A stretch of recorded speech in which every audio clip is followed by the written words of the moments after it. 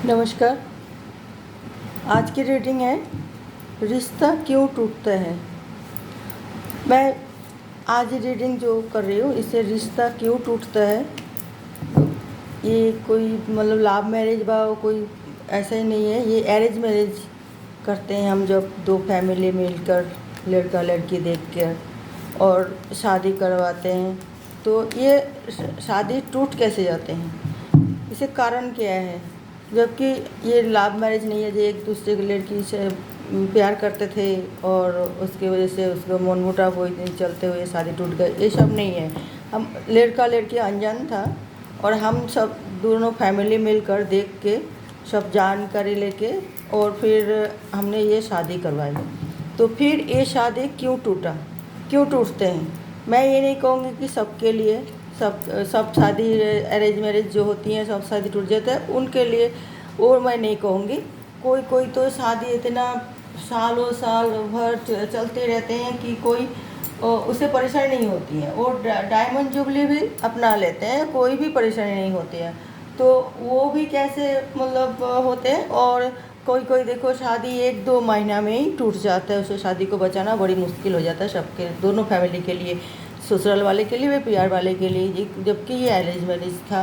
और ये लोग बहुत अरमान जो हम शादी कराते हैं दोनों परिवार मिलकर, तो हमारे दिल में दिमाग में बहुत ही अरमान होते हैं कि हम अपना बच्चे को बहुत ही अच्छी जगह, बहुत ही धूमधाम से, बहुत ही सलीकेदार तरीक़ा से हम इससे शादी करें, ताकि हमारी समाज में नाम हो, समाज में मतलब हम उठते बैठते हैं तो उन लोगों की भी हमें कदर करना चाहिए, उन्हें कोई असुविधा ना हो, शादी में अच्छा खाना, अच्छा डेकोरेशन करना, ये सब हम अच्छा मतलब व्यवहार रखना, सब कुछ हम करते हैं। और लोग जैसे डेकोरेशन करना, कोई नया मतलब डिजिटल मतलब चीज़ें जो होती है आजकल चल रहा है तो वो हम करते हैं। जैसे लाइटिंग हो, मतलब टीवी सेट जो भी मतलब होते हैं वो हम करते हैं। चाहे गार्डन में हम मतलब डेकोरेशन करके उसे, चाहे होटल बुक करके, चाहे कोई अच्छी जगह मतलब हम बैंकेट हॉल लेते हैं तो उसमें हम शादी कराते हैं बहुत ही धूमधाम से। कोई चीज़ की हम कमी नहीं रखते हैं, इतना बेशुमार हम पैसा खर्च कर देते हैं और कि ये शादी अच्छी तरह रहे और लोग सब अच्छा कहे कि भला घर में शादी हम देखने के लायक था, खाना भी इतना अच्छा, और नाम कमाए। तो ये नाम हम शादी करा के और ये नाम कमाने की वजह से हम इतना पैसा खर्च भी कर दी, मगर हमारे वो शादी टूट जाता है जब, तो दोनों फैमिली में क्या असर होता है, तो क्यों टूटता है। आज की रीडिंग इस बात की है कि ये शादी इस तरह हम दोनों परिवार मिलकर देखभाल करके हम शादी कराएं, तो फिर ये शादी टूटता क्यों है, इसका कारण क्या है। और इस तरह टूटना तो सबके लिए कितना नुकसानदायक हुई है कि हमने इतना पैसा भी बर्बाद कर दी और ऐसे ना मतलब शादी टूटा भी नहीं, शादी मतलब रुका मतलब वो नहीं, मतलब शादी जो है वो ये स्थायी भी नहीं हुई है और टूट भी गई। और तो हमारे दिल में क्या पहुँचते, कितना दुखी होते हैं हम, और इसे हम रोकने की क्या प्रोसेस अपनाते हैं कि रुक जाए, इस तरह शादी ना टूटे। इसके लिए हमें क्या करना चाहिए। 10 स्टार बहुत ही अच्छी कार्ड है बॉटम ऑफ द डेक में 10 स्टार, ये तो है ही, ये तो होना ही चाहिए। रीडिंग ही इस बात के लिए है, ये 10 स्टार आई है। तो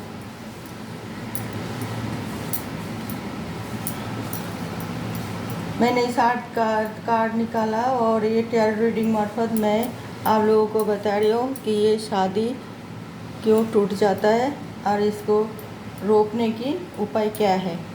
तो ये हर्मिट आई है फर्स्ट कार्ड में, 4 of swords, 8 of wands,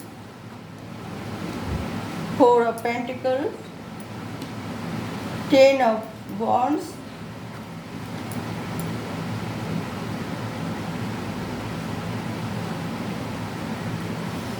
justice bottom of the justice आइए, वो भी मतलब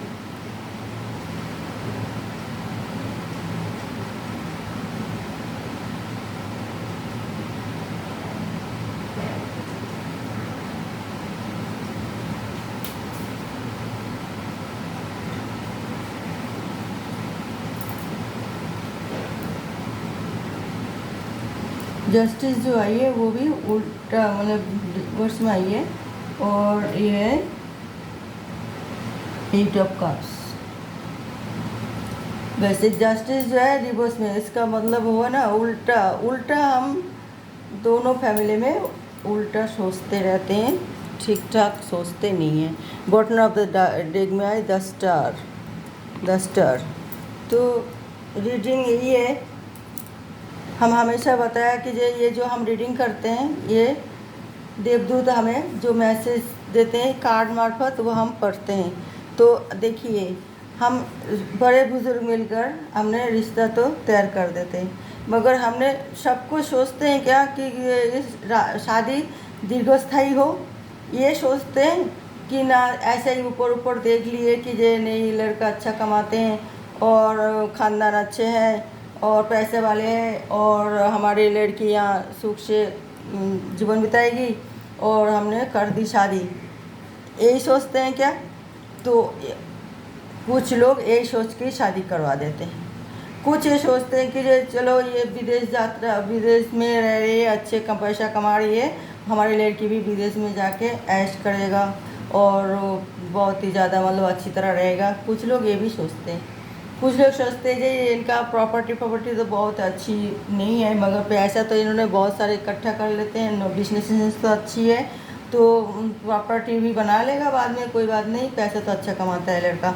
तो फिर ये भी कोई सोचते हैं, कोई सोचते हैं कि ये जॉइंट फैमिली में है और जॉइंट फैमिली में लड़की अगर देंगे तो वो भी ठीक ठाक है, कोई परेशानी व कोई झंझट झमेला होगी तो सब मिलकर संभाल लेगी, तो हम जॉइंट फैमिली देख के देते हैं। क्योंकि हम न्यूक्लियर फैमिली में थे तो हमें इतना सुविधा नहीं मिलता था, किसी की सपोर्ट नहीं मिलती थी।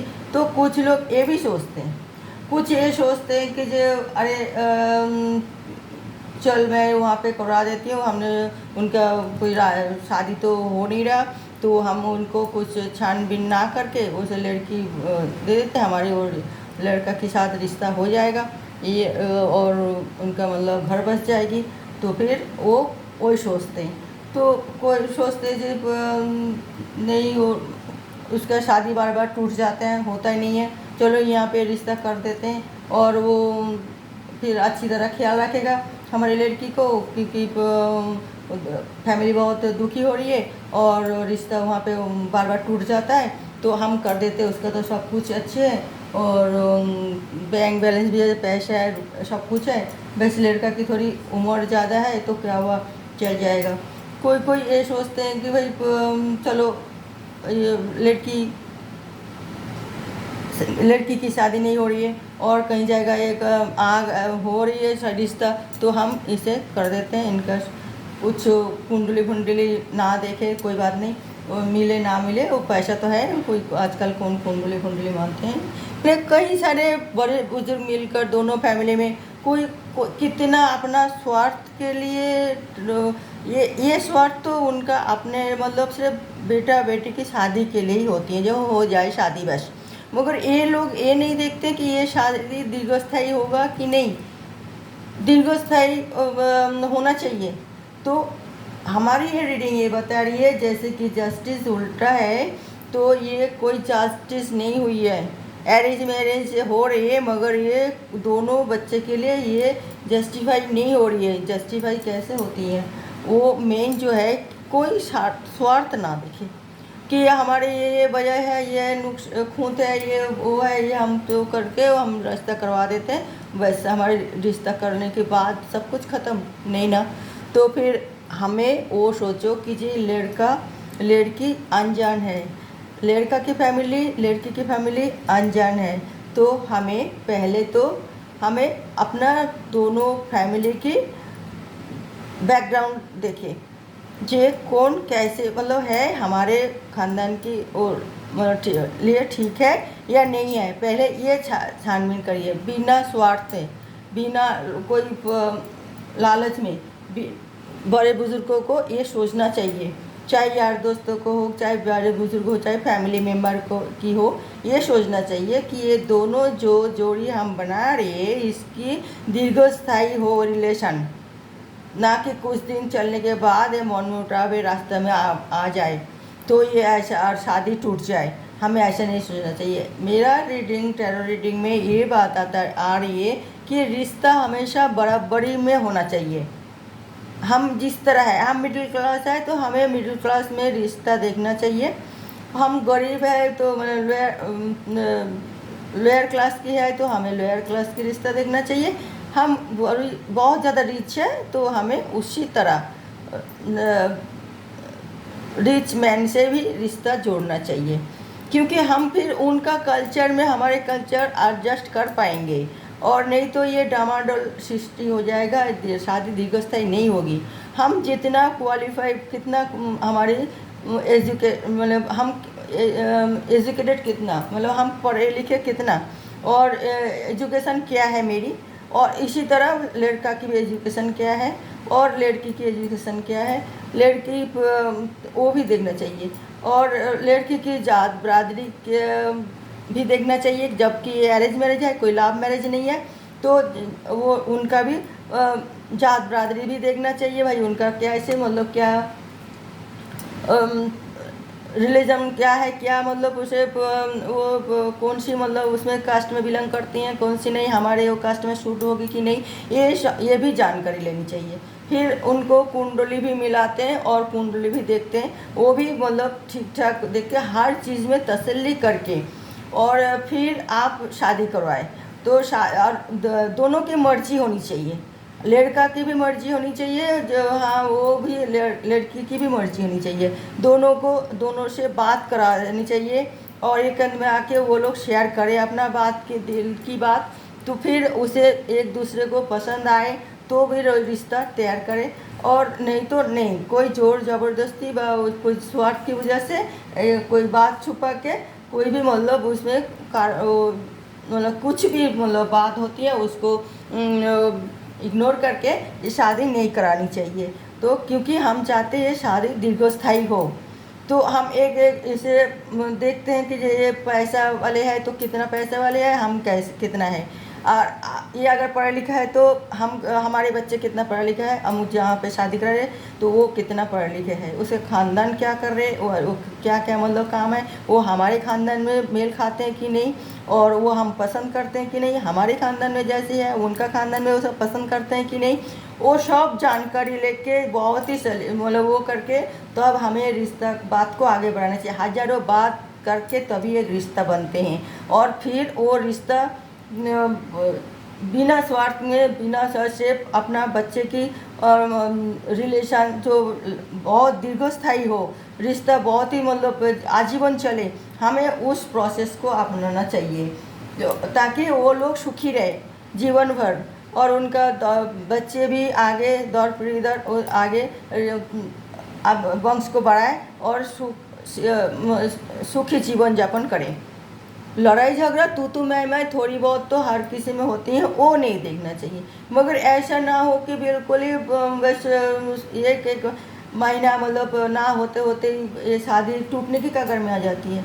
इसको कोई बोल देखिए डायमंड जुबली निभा देती है, उसे पता ही नहीं चल रही कि हमारी ये कैसे 50 साल पार हो गए, कैसे 75 साल पार हो गए, और हम बिल्कुल ही कोई असुविधा नहीं रही, और शादी बहुत खूबी निभा रही हो, दादा दादी बन गए, कोई परेशानी नहीं है, वो कर होती है। उसे दोनों फैमिली को कितना एडजस्टेबल करके चलना पड़ा, तभी वो मियाँ बीवी आज एक सफल मियाँ बीवी कहलाते हैं। तो वो इसी तरह दोनों फैमिली को एडजस्टेबल होना चाहिए, क्योंकि आप लोग अरेंज मैरिज कर रहे हैं, दोनों फैमिली अनजान फैमिली को एक दूसरे को जोड़ने के लिए अपने अपने बच्चे को शादी कराया है, तो एक दूसरे की सुख दुख में साथ दिए, हर चीज़ में साथ दिए, बहुत ही मतलब फैमिली मेम्बर भी और रिश्ते नाते भी सभी मिलकर इन जोड़ी को बनाए रखा। तो इस तरह होना चाहिए।